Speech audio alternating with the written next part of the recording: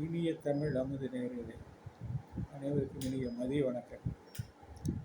நம்முடைய பெரியோர்கள் சொல்லியிருக்கிறார்கள், ஒன்றே குலம் ஒருவனே தேவன் என்று சொல்லியிருக்கிறார்கள். எல்லா மக்களும் சமம் என்று சொல்லியிருக்கிறார்கள். பிறப்புக்கும் எல்லா உயிருக்கும் என்று சொல்லியிருக்கிறார்கள். இப்பொழுது நாம் பார்த்தோமேயானால் அவர்கள் அல்லாஹ் என்று சொல்கிறார்கள். இவர்களும் பரமபிதா என்று சொல்கிறார்கள். நாமும் ஒன்றே குலம் ஒருவனே தேவன் என்று அடிப்படையில் எல்லாம் வல்ல இறைவன் என்று ஒரு இறைவனை மட்டுமே சொல்கிறோம். ஆக மொத்தம் ஒரே இறைவனாக இருந்தாலும் கூட நம்முடைய மதத்திலே பார்த்தோமேயானால் ஒரு பக்கத்திலே சிவன் என்று சொல்கிறோம், ஒரு பக்கத்திலே நாம் விஷ்ணு என்று சொல்கிறோம், திருமால் என்று சொல்கிறோம், பிரம்மா என்று சொல்கிறோம். பல சிற்றூர்களிலே நிறைய சிறு தெய்வங்கள் என்று சொல்கிறது அநேக குடும்பங்கள் இருக்கின்றன. ஆனால் நமக்கு பொறுத்தவரையில் நம்ம சொல்கின்றது எல்லாமே அந்த பரம்பொருள் ஒன்றே என்று தான் சொல்கிறோம். அந்த ஒரு பரம்பொருளை தான் குறிப்பதற்காக பல்வேறு பெயர்களை நாம் வைத்திருக்கிறோம். நாம் வைத்திருக்கிற என்னை பொறுத்தவரையிலே நாம் சிவனும் பெருமாளும் ஒன்றுதான். அதற்காக சொல்லுவார்கள், அறியும் சிவனும் ஒன்று, அறியாதவன் வாயில் மன்று என்று சொல்வார்கள்.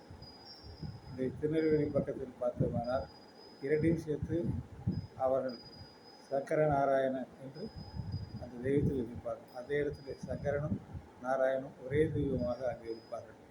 இதுதான் உண்மை. என்னுடைய கருத்தெல்லாம் என்னவென்று சொன்னால், நம்முடைய இந்துக்களிலே அவர்களுடைய எண்ணமும் ஒரே தெய்வம் என்று தான் சொல்கிறார்கள். எனவே எந்த மதங்களாக இருந்தாலும் அவர் அன்பு என்பதை தான் பிரதானமாக குறிப்பிடுகிறார்கள்.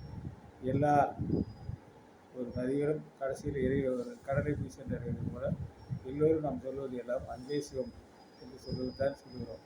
எனவே நாம் எல்லோருமே இந்த வகையில் தான் நம்முடைய முன்னோர்கள் எல்லாம் அந்த வகையிலே தான் எழுதி வைத்தார்கள். சிவனை ஒரு ப்ளஸ் என்று சொன்னால் திருமாலை நெகட்டிவ் என்று குறிப்பிட முடியாது. இந்த இரண்டும் சேர்ந்தால்தான் எலக்ட்ரிசிட்டி எரியும், பல்பு எரியும், அல்லது அந்த கரண்ட் சம்பந்தப்பட்ட எல்லா வேலைகளும் நடக்கும்.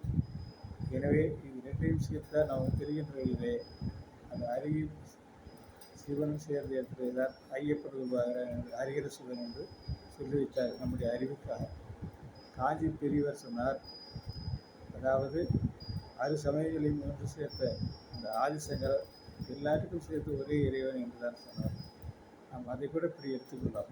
சங்கர நாராயணன் என்று எடுத்துக்கிறது கூட எல்லாத்துக்கும் ஆதியாக இருக்கிற ஆதி பராசக்தி எல்லாத்துக்கும் முதன்மை என்றும், ஆதி பராசக்திக்கு அடுத்ததாக வருகின்றது தான் இவரெல்லாம் அவரோட ஒரு டிபார்ட்மெண்ட் இருந்து போல படைக்கிறதுக்கு ஒரு இறைவன், அதை பாதுகாப்பதற்கு ஒரு இறைவன், அதை ஒடுக்குவதற்கு ஒரு இறைவன்.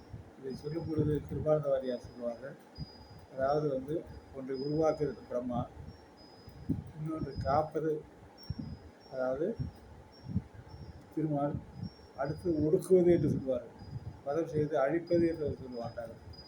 ஒடுக்குவது என்றால் அவன் இடத்திலே தீமையான எண்ணம் இருந்தால் அந்த தீமையான எண்ணத்தை அந்த இடத்தில் அகல வைப்பது, இதை ஒடுக்குவது என்று சொல்வார்கள்.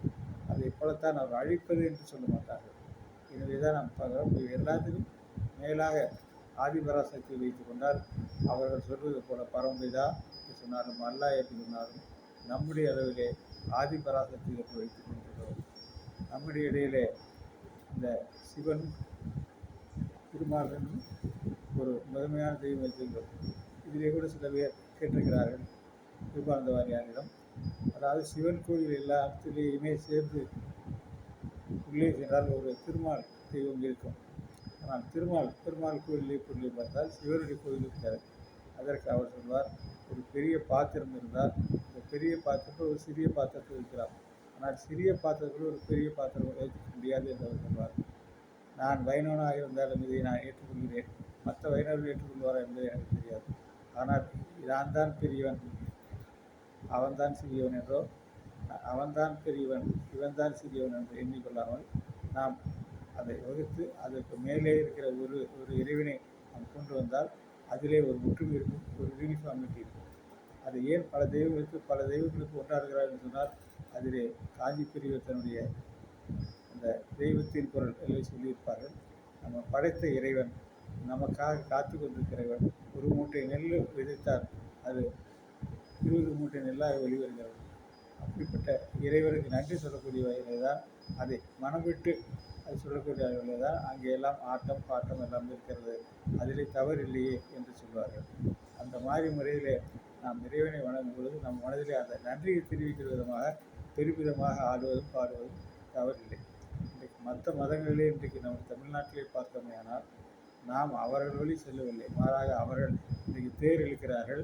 அதே மாதிரி நாம் செய்யக்கூடிய வகையிலே மொட்டை எடுத்துக் கொள்கிறார்கள். அதை தேரை ஊர்வலமாக எடுத்து வருகிறார்கள். ஏன் என்று கேட்டால் நம்முடைய மதத்தில் இருக்கிற விஷயங்களை எடுத்து அதை நடைமுறைப்படுத்தினால்தான் நம்முடைய மக்களை அவர்கள் கவர முடியும் என்று அறுவடை செய்கிறார்கள். நமக்கு இந்த மதம் அந்த மதம் என்றெல்லாம் நமக்கு இல்லை, எல்லாம் ஒரே மதம் தான். அதைத்தான் திருமூலர் சொல்லி வைத்தார். ஒன்றே குலம் ஒருவனே தேவன் என்று சொல்லி வைத்தார்.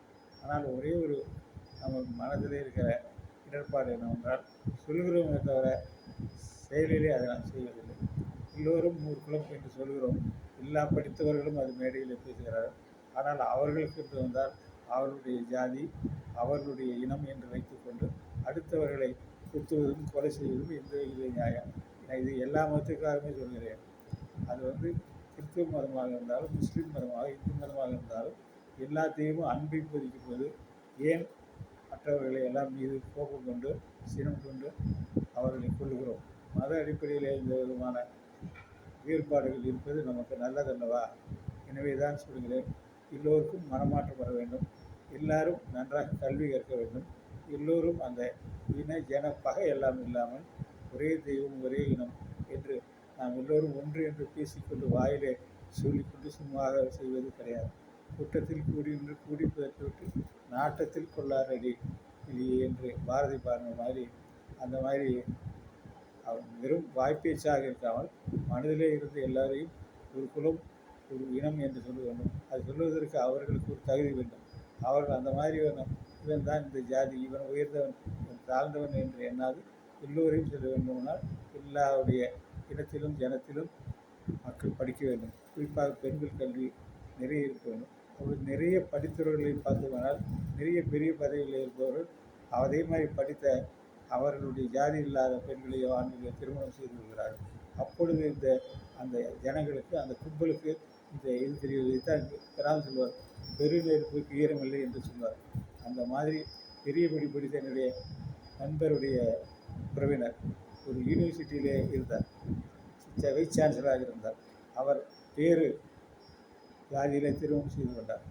அந்த இடத்துல அந்த ஆணுக்கும் சரி பெண்ணுக்கும் சரி லேசாக முன்னுமுனுப்பு இருந்தாலும் அவருடைய பதவி காரணமாக அனைவரும் வாயை பொத்தி கொண்டிருந்து விட்டார்கள். எனவே தான் இன்றைக்கு சொல்கிறேன், நிறைய பெரிய பணக்காரர்கள் மந்திரிமார்கள் போன்ற குடும்பத்திலே அரசியல்வாதி போன்ற குடும்பத்திலே திருமணம் மாற்று ஜாதியை செய்து கொண்டால் வாயை மூடிக்கொண்டிருக்கிறார். அதே ஒரு ஏழையை ஒரு நடுத்தர குடும்பத்தில் வந்தால் தான் அந்த இடத்துல உயர்ந்த ஜாதி தாழ்ந்த ஜாதி என்று சொல்லி அங்கே குத்தும் கொலையும் நடைபெறுகிறது.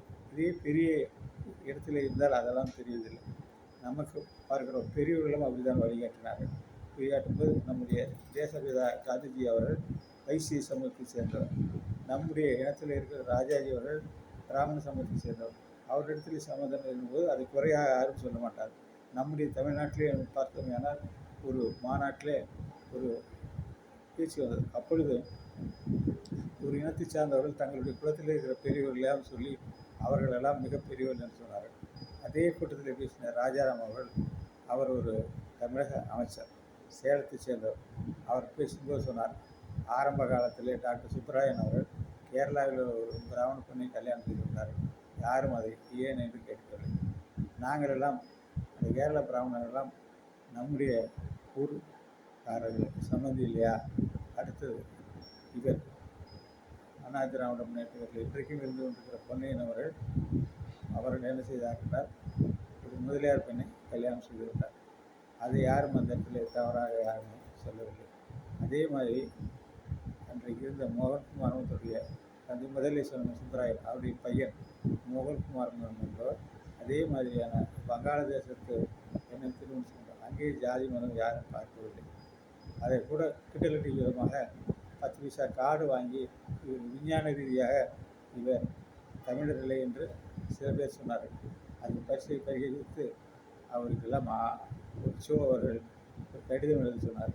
இது யார் விஞ்ஞான ரீதியில் தமிழர் என்று சொல்லக்கூட போடுவார். அவர்தான் மிகப்பெரிய பெருமை பேசியவர்கள்.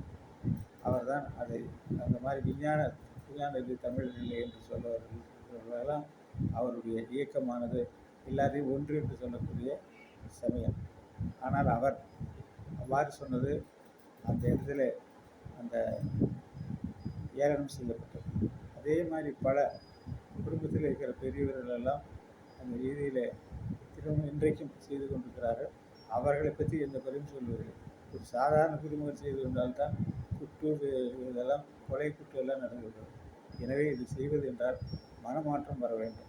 மனமாற்றம் வந்ததுனால இன்றைக்கு ஒரு ஜோடி கல்யாணம் செய்து கொண்டு போய் ஓடிப்போய் போலீஸ் ஸ்டேஷனில் கொள்வது கூடாது. அவர்களுக்கும் ஒரு பாதுகாப்பு தர வேண்டும் அந்த இனத்திலே இருப்பவர்களாலே. எனவே இன்றைய தினம் சொல்வதெல்லாம் என்னவென்று கேட்டால், இன்றைய தினம் பேசுவதெல்லாம் ராமாயணம் இருக்கிற பெருமாறுவது போல இன்றைக்கு இருக்கிற சமூகத்திலே அந்த மேல் ஜாதி கீழ் ஜாதி என்றும் இந்த அதாவது தீண்டாமை என்றும் இன்றைக்கும் இருந்து கொண்டிருக்கிறது. இன்றைக்கும் அரசியலிலே நாளைக்கு வருகின்ற பொழுது இந்த தமிழகத்தில் தேர்தல் வருகின்ற பொழுது அந்த பகுதியிலே எந்த ஜாதி மெஜாரிட்டியாக இருக்கிறதோ அதை பார்த்து தான் அந்த கேண்டிடேட்டை தீர்மானிக்கிறார்கள். இவ்வாறு செய்யாமல் பேசுகிற ராமாயணத்தை பேசுகிற இடிக்கிற பெருமாள் கோயில் என்பது போல அவர் சொல்லுகின்ற சொல்லும் செயலும் வேறு மாதிரி இருந்தால் அதிலே அவர்களுடைய கொள்கையை பற்றி பெருமையாக பேசுவதற்கு இடமில்லை. எனவே அவர்கள் எல்லாரும் மனம் திருந்தி நல்ல முறையில் நல்ல வகையிலே திருமணத்தில் எந்த விதமான இதையும் பார்க்காமல் அவன் பணக்காரனா ஏழையா என்று பார்க்காமல் படித்தவனா நல்ல ஒரு நாகரிகம் உள்ளவனா என்பதை பார்த்து எந்த ஜாதியாக இருந்தாலும் எந்த மதமாக இருந்தாலும் எதையும் எதிர்பார்க்காமல் நல்ல முறையில் திருமணம் வைத்து அவர் நன்றாக வாழ இந்த மனம் திருந்த வேண்டும் என்ற எல்லா தமிழர்களையும் இப்போது அன்போடு கேட்டுக்கொள்வோம். நன்றி, வணக்கம்.